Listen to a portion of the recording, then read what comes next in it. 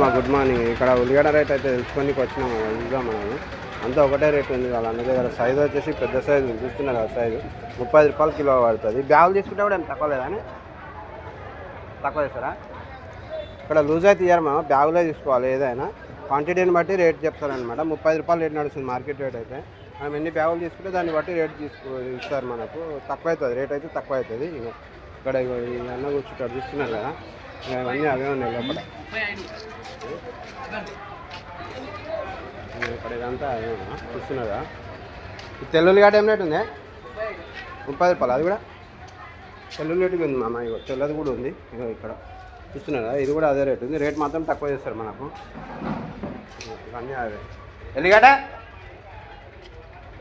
260. 260 size చూస్తున్నారు కదా, 260 రూపాయలు. మీరు మాత్రం లైక్ చేయండి, షేర్ చేయండి, సబ్స్క్రైబ్ చేసుకోండి మామ.